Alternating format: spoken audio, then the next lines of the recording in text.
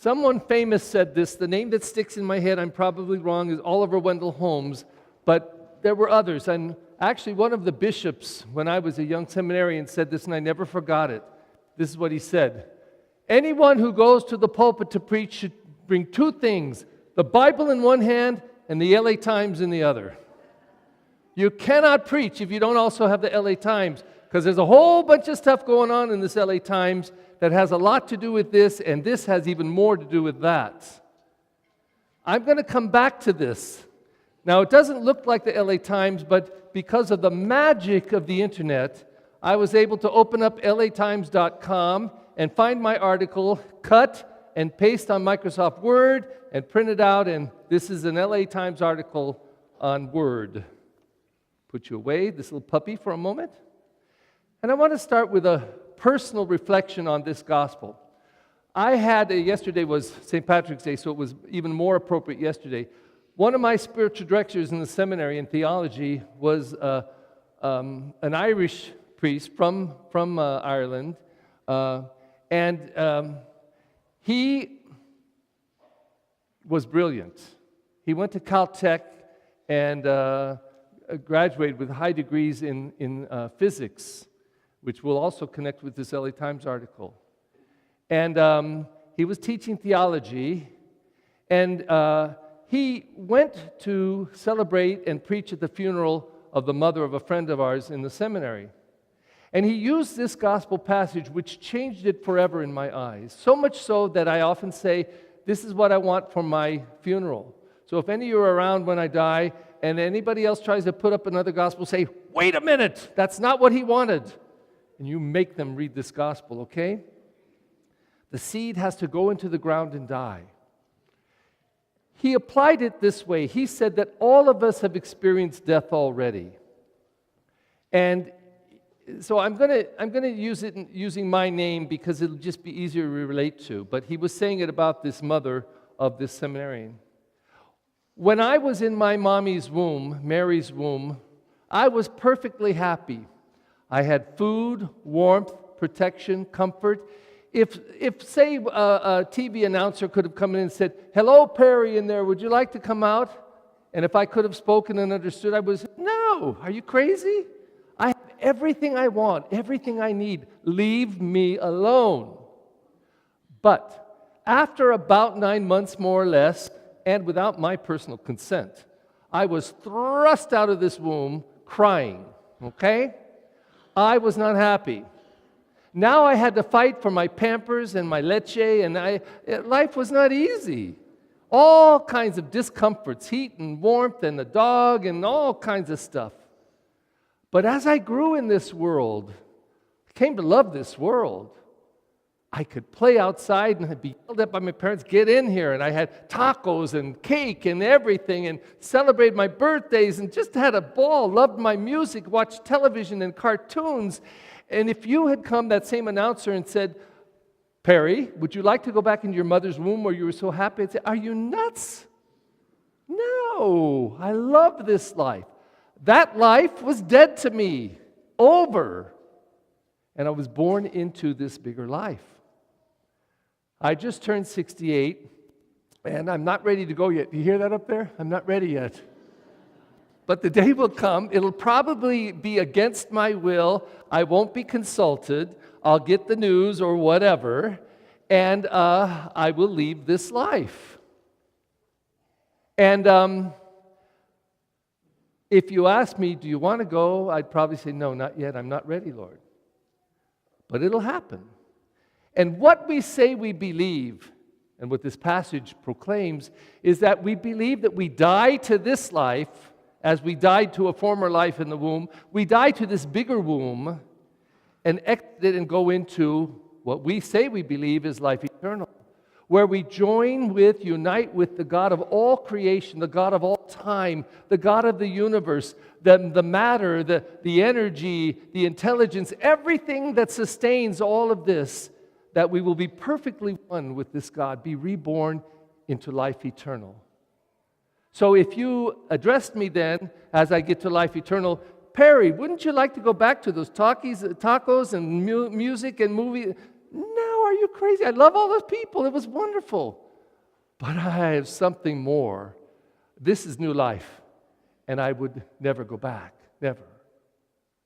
Now, that personal reflection, I can't prove any of it. I'm not one of those people that was very ill one time and said, I saw a light and I heard a voice and I started to go toward it, and then the voice said, no, go back. I hear people say that stuff, and I don't know how to relate to it because I have never experienced anything like it. But I do believe it. It makes sense to me, and I am so grateful to Monsignor O'Reilly because he helped me see this gospel passage, these words of Jesus, as a revelation to what perhaps really is our reality in faith. That we're more than just the matter that makes us up. However, I think Jesus is going much deeper. Jesus was a great teacher. And typical of Jesus' teachings, he uses exaggeration, he says opposite things, and he says puzzling things like, if you love your life, you will lose it. If you hate your life, you will save it. If you lose your life, you will find it. What on earth is he talking about? If you had 3 Mercedes-Benz, top-notch, the most expensive ones with everything it could do everything except cook your breakfast for you. Everything. You have 3 Mercedes-Benz, and I ask you for one, and you give it to me. Now you have 2. You went from 3 to 2. Are you richer or poorer materially? Richer or poorer materially? There's the word. How many say richer? How many say poor? Okay. You had 3, now you have 2. But the question is, are you richer or poorer? Or might you be richer or poorer spiritually? Richer or poorer spiritually? How many say richer? Okay, how many say poorer? Okay. And why is that so? Well, I don't know about you. I couldn't afford 1 Mercedes-Benz, let alone 3. But if I had 3, they'd probably become my babies. And I would be so protective because I wouldn't own them, they would own me. Now, I could be wrong. I'm not giving you false information on purpose, okay? This is not fake news. I read it this week, and I think this is correct. I think it was a Ford Roadster that you could buy on the market now, a Ford Roadster. And it travels at incredible speed, and it is approximately $250,000 cost. Now, first of all, if you buy a $250,000 car, I don't care how much money you have, you're crazy. You're crazy. I cannot think of any car that's worth $250,000. But if you did have it, even if you're wealthy, I'd say it would have you. It would own you. I've seen people fall apart over a scratch on a car. You know, interestingly, the ones that they fall apart most over? A 1952 car. Oh, that's their baby. And if they've got babies around it, they'll scream at their baby if they go close to it. Stay away from my car. Because that car owns them. And Jesus knew this. Jesus knew of the danger of wealth. He spoke about it many times. And he spoke about material stuff. And he spoke about spiritual stuff. And he makes the distinction that material stuff which we save can lose our spirit. But when we are free enough to let go of material stuff, let it go, let it die, we often find that stuff in the spirit increases incredibly, that we lose life but find life here. Now, of course, material is only one thing, and it's really not the most important. Most of us don't have enough material stuff to go crazy over it. Most of us eke out a living, and And we're not part of the 1%, even 5%. We're part of that other, okay? But where we do find this come true about saving life and losing life and finding life, is when it comes to the way that we live our lives. So Jesus, right at the center of the prayer that he taught us, the only one he taught us, the Our Father, we say the longest petition in it, and Father, you forgive us our trespasses as we forgive those who trespass against us.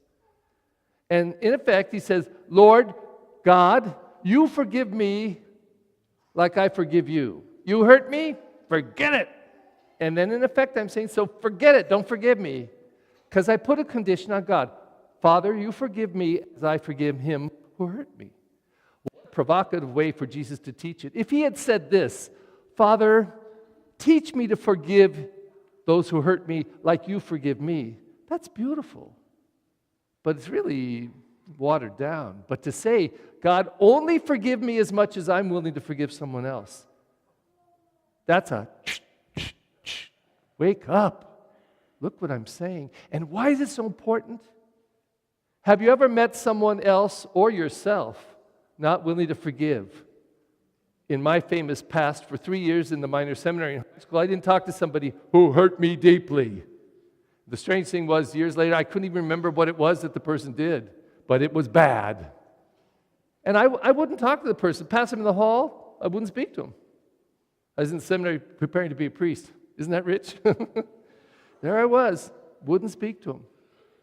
Senior year, he confronted me and really gave me back my spirit, because not only could I forgive him, I forgave myself, because that was the real ugliness, myself. But I hear people all the time, and I'm not judging them, but I'm just saying, really, is this living? When I haven't talked to somebody for 5 or 10 years, are they dead? Oh no, they live around the corner, I won't talk to them. Really? What grips us? What is that in life that takes over our spirit and chokes it? And instead of being free, we're not very free at all, but we're being held bound. So Jesus steps right into that discussion, right into the fray. And he says, do you want to have life and have it to the full? Well, there's a whole bunch of things you have to do. You have to forgive. You have to be a man or woman of compassion. You have to serve. You have to love. You have to care about the needs of others. You have to feed the poor.